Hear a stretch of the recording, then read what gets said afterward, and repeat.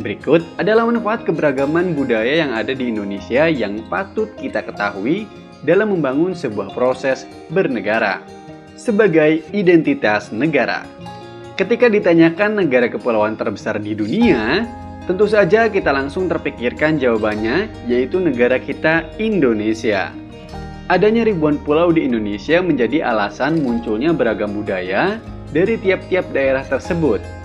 Hal ini seperti menjadi ciri khas dari negara kita, sehingga ketika ada yang menanyakan negara mana yang kaya akan kebudayaan, kita sudah tahu dengan pasti jawabannya Indonesia.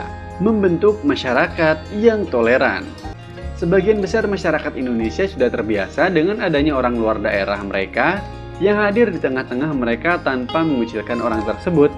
Perbedaan budaya, suku, ras, dan hal-hal lainnya seakan tidak lagi mempengaruhi kondisi penduduk di Indonesia. Karena kita sama-sama warga negara Indonesia, kita bisa merasakan rasa toleransi yang tinggi di antara masyarakat Indonesia. Objek wisata di setiap daerah. Setiap daerah memiliki budayanya masing-masing dan tentunya berbeda-beda. Bahkan di suatu daerah, kita bisa menemukan kelompok-kelompok yang menggunakan bahasa yang benar-benar berbeda dengan latar belakang sejarah yang berbeda. Biasanya setiap budaya memiliki peninggalan bersejarahnya masing-masing. Tentu peninggalan bersejarah ini akan sangat baik bagi daerah tersebut untuk dijadikan objek wisata seperti museum, monumen, dan tempat wisata lainnya. Masyarakat kaya akan pengetahuan. Suatu kebudayaan tentunya terdiri dari berbagai macam hal yang berhubungan dengan daerah asalnya. Unsur-unsur budaya mulai dari bahasa, busana, tarian, kuliner, rumah adat, bahkan mitos-mitos dan ada kepercayaan yang berbeda. Hal ini menjadikan masyarakat Indonesia kaya akan pengetahuan mengenai daerah-daerah tetangganya. Daya tarik wisatawan. Wisatawan asing juga begitu takjub dengan beragam kebudayaan yang ada di negara kita yang begitu kental. Sebut saja Bali, Yogyakarta, dan Toraja.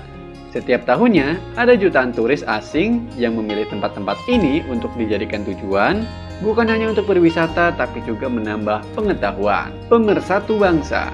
Mungkin ada yang beranggapan keragaman budaya di Indonesia menjadikan peluang terjadinya perpecahan di Indonesia sangatlah besar.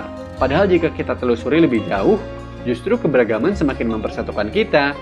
Seni batik yang banyak ditemukan di Pulau Jawa bukan hanya milik orang Jawa saja, tapi seluruh rakyat Indonesia. Itulah mengapa ketika batik Indonesia diklaim hak milik oleh negara luar, yang protes bukan hanya orang Jawa, tapi seluruh rakyat Indonesia. Inilah bukti nyata bahwa kekayaan budaya yang kita miliki hendaklah dimanfaatkan sebagai alat pemersatu, karena itulah fungsinya, bukan sebagai alasan untuk saling memecah belah. Keanekaragaman yang kita miliki ini menjadi suatu kebanggaan bagi kita sebagai warga negara Indonesia yang kaya akan budaya.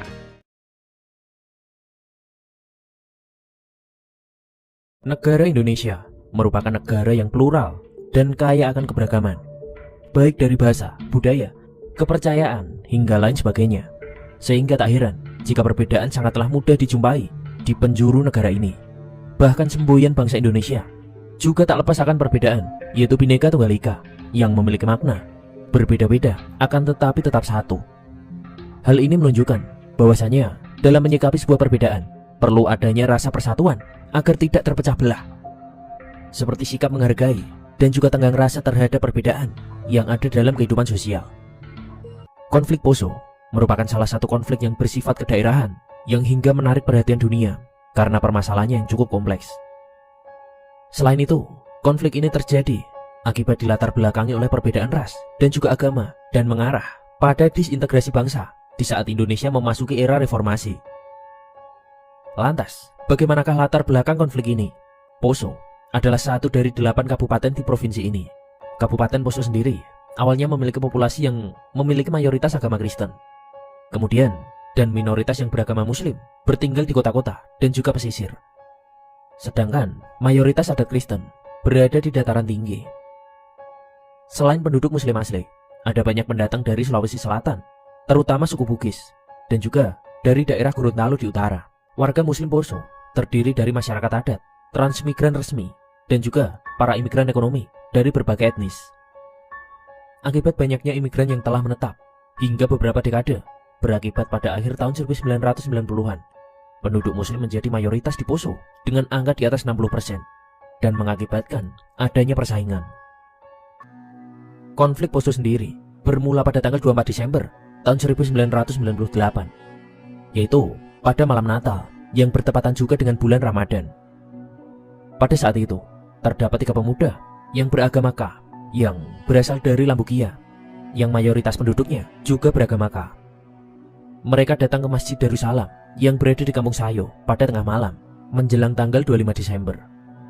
Diketahui, seseorang yang bernama Roy Runtuh Bisalemba menikam seorang yang beragama M yang bernama Ahmad Ridwan. Kemudian, info yang tersebar dari pihak K menyebutkan bahwa Ridwan melarikan diri ke masjid setelah ditikam oleh Roy. Sedangkan versi dari pihak M menggambarkan bahwa kejadian ini merupakan sebuah serangan terhadap pemuda beragama M yang sedang tidur di masjid.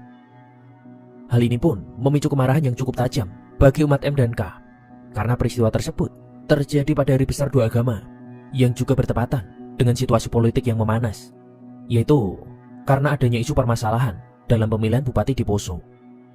Tak lama setelah itu, para tokoh dari kedua agama bertemu dan membahas kesepakatan bahwa yang menjadi penyebab adanya kerusuhan ini adalah dikarenakan minuman keras. Dan akibat kerusuhan itu, Polres Poso menyita ribuan botol minuman keras dan kemudian dihancurkan. Selain adanya penikaman oleh pemuda K terhadap pemuda M, ada juga kerusuhan lain yang terjadi. Suatu ketika, terdapat sebuah toko yang dijaga oleh para pemuda K. Mereka pun bertemu dengan pemuda M yang berniat untuk menyegel toko tersebut. Hal ini pun akhirnya berakhir dengan bentrokan antar keduanya.